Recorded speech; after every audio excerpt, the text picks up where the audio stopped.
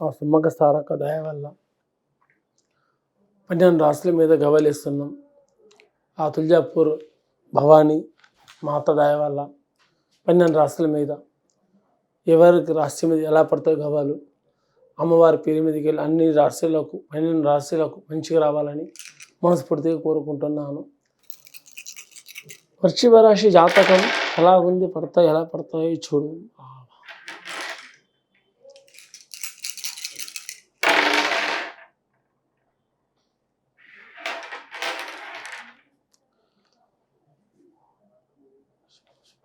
వృశ్చిక రాశి జూన్ నెల ఎట్లా ఉన్నదంటే కానీ నవగ్రహాస్తులు అష్టదరిద్రాలు వెంటాడుతున్నాయి.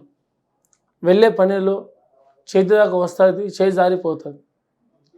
కానీ 30 రోజుల పాటు శాంతిగా నిదానంగా పనిచేస్తే ప్రతి ఒక్క పనిలో ప్రతి ఒక్క కుటుంబంలో మంచిగా అవుతుంది.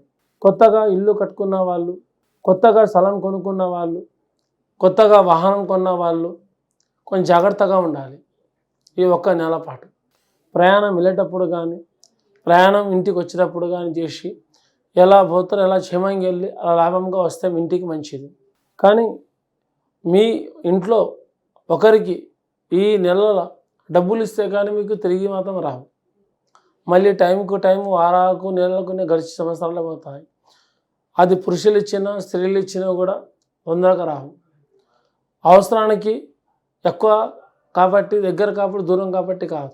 ఆపద ఉన్న వాళ్ళకు ఆదుకోవచ్చు. అది కూడా మనిషిని ఆ ఆపద ఎలా ఉంటుందో ఆ ఆపదని చూసి ఆదుకోవాలి.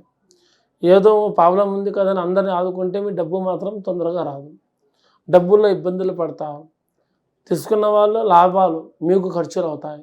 మీ స్త్రీలో జాతకంలో చూస్తే ఎక్కడ పోయినా కానీ ధనం మీద ఎక్కువ డబ్బు మీద ఆశ పడతారు.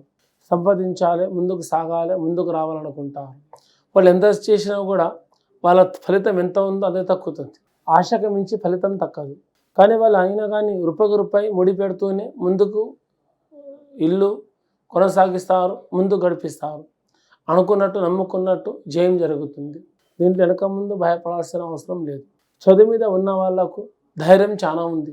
కానీ చదవాలి, ముందుకు సాగాలి, ఉద్యోగాలు చేయాలి, పెద్దవాళ్ళ మాట పెద్దవాళ్ళ గౌరవం కాపాడుకోవాలి అనే పట్టుదల చాలామందికి ఉంది. స్త్రీలకు పురుషులకు ఇద్దరికి పట్టుదల మీద కూర్చుంటారు. ఎవరి మాట ఎక్కువ పట్టించుకోరు. ఎవరి మాట ఇంట్లో వాళ్ళ మాట కూడా వినరు. తన మాటనే గెలవాలంటారు. ఇంకా ముందుకు కూడా ఎలాగుంది ఎలా లేదని అనుకుంటున్న వాళ్ళకు గ్రహాలు గండాలు చుక్కులు పోయినాయి. ఇంకా ముందుకు శుభాలు జరిగే టైం ఉంది. భవిష్యత్ మంచి జరుగుతుంది.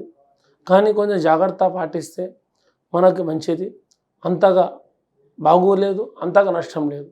సరి సమానంగా నడుస్తుంది. కాబట్టి ప్రతి ఒక్కరు చదువులో కానీ విద్యలో కానీ జాబులో కానీ ఉద్యోగంలో కానీ డబ్బు విషయంలో కానీ మన చిన్న కారోబార్ నుంచి పెద్ద బిజినెస్ వరకు ఉన్న వాళ్ళు కూడా జాగ్రత్తగా నడుచుకుంటే మంచిది.